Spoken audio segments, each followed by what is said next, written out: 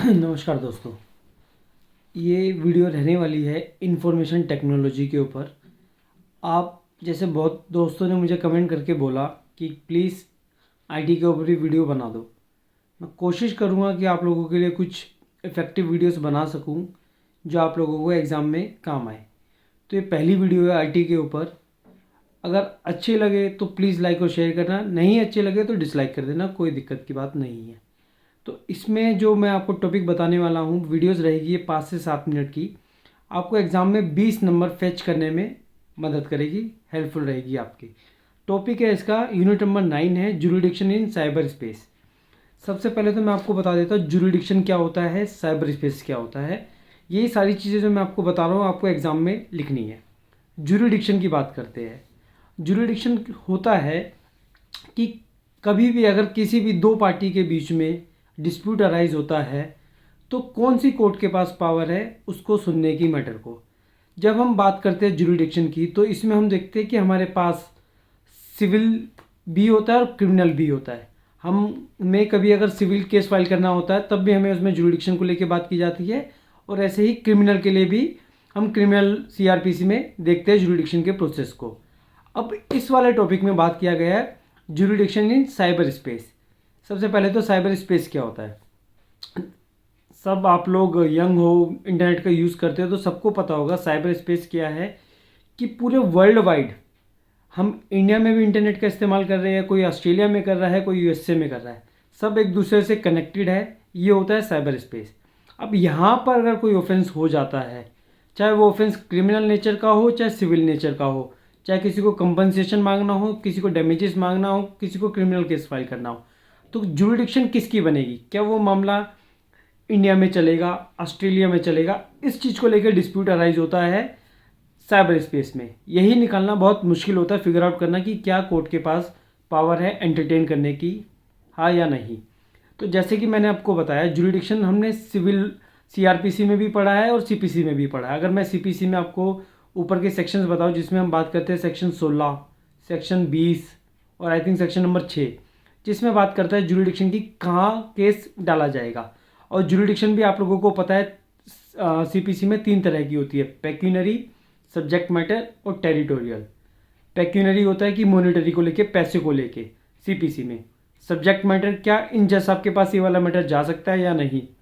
जैसे कि किसी को अगर 125 सीआरपीसी मेंटेनेंस डालना है तो उसका केस पीजेएफसी, प्रिंसिपल जज फैमिली कोर्ट पे जाता है, ना कि मेट्रोपॉलिटन मजिस्ट्रेट के पास। और तीसरा होता है टेरिटोरियल, क्या वहाँ पर उस जज साहब के पास पावर है उसको एंटरटेन करने की या नहीं। हम लोगों ने देखा होगा कि जब जहाँ कोज ऑफ एक्शन अराइज होता है वहाँ पर जनरली केस फाइल किया जाता है। ये था सीपीसी का पार्ट। ऐसे ही सीआरपीसी में भी होता है, मगर उसका साइबर स्पेस से कोई लिंक नहीं है, एग्जाम में आप ज़्यादा लिखिएगा नहीं, तो छोड़ो, बात करते हैं साइबर स्पेस पे। तो साइबर स्पेस में जब भी हम कभी जुरिडिक्शन की बात करते हैं तो हम सबसे पहले 2 सेक्शंस को ध्यान रखते हैं। Section 1 clause two read with section 5, जो बात करता है कि ये जो जुरिडिक्शन है ना आईटी एक्ट को लेके, इसमें सिर्फ इंडिया तक नहीं, इंडिया के बाहर भी इंडियन कोर्ट के पास जुरिडिक्शन है। ये सेक्शन 1 क्लोज 2 बात करता है, मगर इसको हमेशा ध्यान रखिए रेड विद सेक्शन 5 किया जाता है।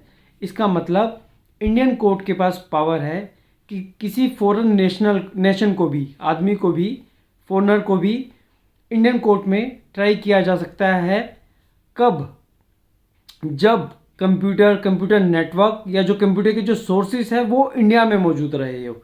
इसका कहने का मकसद सिर्फ इतना सा है कि अगर कोई ऑफेंस आईटी एक्ट से रिलेटेड है, साइबर क्राइम है, अगर जो सोर्स है वो अगर इंडिया में थे, कंप्यूटर नेटवर्क इंडिया में था, सिस्टम हमारा इंडिया में था, मगर जो पर्सन था वो इंडिया से बाहर का था, कोई फ़र्क नहीं पड़ता, उसको इंडिया में प्रोसिक्यूट किया जा सकता है। बस ध्यान रखिएगा, एक ही कंडीशन है 1 clause two read with section 575 IT act का, जो कहता है कि वो जो कंप्यूटर्स है, जो जो कंप्यूटर नेटवर्क था वो इंडिया में प्रेजेंट होना चाहिए। ये बात करता था हमारा साइबर स्पेस। तो ये जुरिडिक्शन की आपको इतनी मोटी बात तो समझ आ गई साइबर स्पेस को लेके। अब इसके ऊपर हमारे पास केसेस दे रखे हैं कई सारे। एक केस है banyan tree holding versus A Murari Krishna, एक है PR transport agency versus Union of India. बहुत सारे केसेस हैं, मैं आपको 3 केस कराने वाला हूँ। एग्जाम में आपकी मर्जी, आप किसको भी लिख सकते हो, लोग मोस्टली प्रेफर करते हैं बनियन ट्री होल्डिंग को।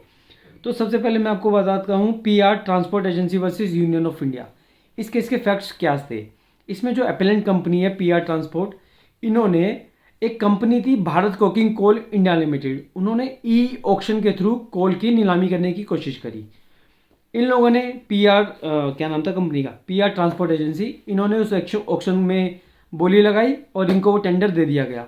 जितने की भी बोली लगी थी इन्होंने उसको पैसे पेमेंट कर दिए कंपनी को, भारत कुकिंग कोल लिमिटेड को। बट उन्होंने कुछ समय बाद जो अपनी ऑक्शन हुई थी ना उसको रिवोक कर दिया कि भाई हम आपको नहीं देंगे, कि कुछ उसमें गड़बड़ी हो गई थी सॉफ्टवेयर में, ऐसा कुछ बहाना मारा। तो पीआर जो कंपनी एपेलेंट, इसको पसंद नहीं आया, ये कोर्ट में चैलेंज करने के लिए आ गई। तो कोर्ट के सामने इशू यही था, क्या हमारे पास जुरिडिक्शन है या नहीं आपके केस को एंटरटेन करने की। मेरिट्स पे तो केस बाद में जाएगा, पहले बताओ क्या हम एंटरटेन कर सकते हैं या नहीं। कोर्ट ने एक ही सवाल पूछा। तो इस केस में इलाहाबाद हाई कोर्ट ने बोला कि जब हम कॉन्ट्रैक्ट एक्ट पढ़ते थे ना उसमें रिसीविंग कहाँ माना जाएगा, कि एक्सेप्टेंस कहाँ पे हुआ कॉन्ट्रैक्ट का। इस वाले केस में इनको ईमेल किया गया था भारत कुकिंग कोल के लिमिटेड के द्वारा कि आपने जो टेंडर में बोली लगाई है वो हमें मंजूर है, हम एक्सेप्ट करते हैं। ईमेल के द्वारा इनको दिया गया। मगर कोर्ट ने ये बोला यार ईमेल तो किसी कंपनी का है। मान लो फॉर एग्जांपल मेरी कोई कंपनी है, ईमेल को एक्सेस तो मैं कहीं से भी कर सकता हूँ, दिल्ली में बैठे भी कर सकता हूँ, मुंबई में भी कर सकता हूँ। तो एक्सेप्टेंस कहाँ मानी जाएगी, दिल्ली में या मुंबई में। तो इलाहाबाद हाई कोर्ट ने बोला जहाँ पर उस कंपनी का रजिस्टर्ड ऑफिस होगा, यहाँ पे इस केस में एपेलेंट कंपनी का रजिस्टर्ड ऑफिस उत्तर प्रदेश के अंदर था। तो जहाँ पे उस कंपनी का रजिस्टर्ड ऑफिस माना जाएगा वहाँ पे उस कॉन्ट्रैक्ट की एक्सेप्टेंस को माना जाएगा और वहाँ पे कंपनी को पूरा राइट है केस को प्रोसीड करने का। इसका मतलब इलाहाबाद हाई कोर्ट के पास पूरी तरह से टेरिटोरियल जुरिडिक्शन थी। ये इस केस में डिसाइड हुआ और एपेलेंट की अपील को अलाउ कर दिया गया। अब बात करते हैं हम केस की, banyan tree holding versus A Murali Krishna Reddy. इस वाले केस के फैक्ट्स कुछ इस तरीके से थे। जो एपेलेंट थी एक कंपनी थी, इन कंपनी का जो काम था ना वो था आपकी हॉस्पिटैलिटी सेक्टर में जो आवभगत होता है ना ये सब करना। इनकी एक वेबसाइट भी थी, बहुत पुरानी और वेल नोन कंपनी थी और बनियन ट्री के नाम से इनकी वेबसाइट चली आ रही थी। इस केस में जो रेस्पोंडेंट है ना ये हैदराबाद में थे और इन्होंने भी बनियन ट्री के नाम से एक अपनी बनियन ट्री रीट्वीट करके एक वो निकाला और वो अपनी वेबसाइट पर डालने लगे। इससे इनका जो एपेलेंट कंपनी थी इनका ये कहना था कि ये लोग तो ना हमारे बनियन ट्री का मिसयूज़ कर रहे हैं, नाम का बेसिकली ट्रेडमार्क का ये मिसयूज़ कर रहे हैं और हमारे कस्टमर्स को अट्रैक्ट करने की कोशिश कर रहे हैं। तो इन्होंने दिल्ली हाई कोर्ट को अप्रोच किया। और ध्यान रखिएगा मैं एक फैक्ट बताना भूल गया इस वाले केस में आपको, कि जो कंपनी थी ना ये सिंगापुर की थी और जो सामने वाली पार्टी है रेस्पोंडेंट वो भी दिल्ली के नहीं थे, वो भी हैदराबाद के थे। तो इन्होंने एपेलेंट कंपनी जो सिंगापुर की थी दिल्ली हाई कोर्ट को अप्रोच किया। तो दिल्ली हाई कोर्ट ने बोला कि क्या हमारे पास जुरिडिक्शन है टेरिटोरियल, क्या हम आपका मैटर सुन सकते हैं। तो इस केस में भाई दोनों पार्टी ने अपनी तरफ से कंटेंशन रखे, मगर दिल्ली हाई कोर्ट ने ये डिसाइड किया कि क्या सिर्फ एक बार आप उस वेबसाइट का दिल्ली में एक्सेस कर लेना, इस्तेमाल कर लेना, ये कह सकता है कि कोज ऑफ एक्शन दिल्ली में राइज हुआ आपका। तो हाई कोर्ट का इसका आंसर था नहीं।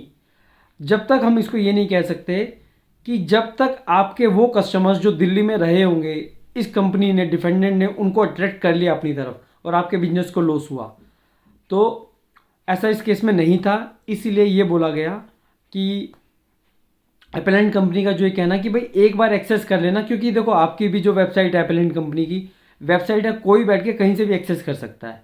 मगर डिफेंडेंट ने उस आपके बनियन ट्री नाम का जो ट्रेडमार्क था जिसके ऊपर, उसको कॉपीराइट इस्तेमाल किया। मगर ये कहना कि वो दिल्ली में सिर्फ एक बार के लिए एक्सेस हुआ, ये ही कहना सफिशिएंट नहीं है कि कोज ऑफ एक्शन हमारा दिल्ली में अराइज होता है और दिल्ली हाईकोर्ट के पास जुरिडिक्शन है। इसलिए एपेलेंट की अपील को डिसमिस कर दिया गया। हमारा एक तीसरा केस हो रहा है जिसका नाम है super cassette industry limited versus माई स्पेस कंपनी। ठीक है, इस केस में जो रेस्पोंडेंट है ना, इस केस में देखो जो एपेलेंट है सुपर कैसेट इंडस्ट्री, नाम से ही समझ आ रहा है कोई कैसेट की कंपनी थी, म्यूजिक वगैरह में डील करती थी। और जो रेस्पोंडेंट है ये एक अमेरिका की कंपनी थी और ये लोग भी सोशल मीडिया पे अपनी वीडियोस वगैरह बनाते थे। तो इस केस में जो इशू उठ के आया वो कॉपीराइट का उठ के आया। और जो ये एपेलेंट कंपनी है ये एक इंडियन कंपनी थी और रेस्पोंडेंट यूएसए की कंपनी थी। तो कोर्ट के सामने फिर से रेस्पोंडेंट ने ये सवाल उठा दिया कि सर आपके पास तो टेरिटोरियल जुरिडिक्शन ही नहीं बनता दिल्ली हाईकोर्ट के सामने, आप कैसे एंटरटेन कर सकते हो इस केस को। मगर दिल्ली हाईकोर्ट ने बोला ये केस बनियन ट्री वाला केस जैसा नहीं है, क्योंकि ये कैसे कॉपीराइट के ऊपर बेस्ड है और कॉपीराइट एक स्पेशल स्टैट्यूट है और कॉपीराइट के आई थिंक सेक्शन नंबर 66, एक बार क्रॉस चेक कर लीजिएगा, उसके अंदर जहाँ अगर कॉपीराइट का वॉयलेशन हुआ है, जहाँ पर हुआ है, तो पूरी तरह से जुरिडिक्शन बनती है। दूसरी चीज़ इस केस में ये भी बोला गया कि आप लोग जो कि एक वर्ल्ड, ये मतलब जो वेबसाइट थी all over India, all over world, बल्कि इंडिया भी नहीं, इस्तेमाल कर रहे थे और आप जो रेस्पोंडेंट था, आप उनकी वीडियोस का कॉपीराइट इस्तेमाल करके इंडियन व्यूअर्स को, जो कि एपेलेंट कंपनी के सब्सक्राइबर थे, उसका मिसयूज़ कर रहे हो, उनको अट्रैक्ट करने की कोशिश कर रहे हो। तो ये वाला केस बनियन ट्री की एक्सेप्शन में फॉल नहीं करता और इस केस में एपेलेंट की अपील को अलाउ कर दिया गया। ये थे हमारे 3 केस जुरिडिक्शन इन साइबर स्पेस को लेके। उम्मीद करता हूँ कि आपको वीडियो पसंद आई होगी। अगर पसंद आई है तो प्लीज़ लाइक शेयर करें ताकि और भी जितनी यूनिट्स है वीडियोस आपके लिए बना सकूँ और आपको एग्ज़ाम में हेल्पफुल रहे। धन्यवाद।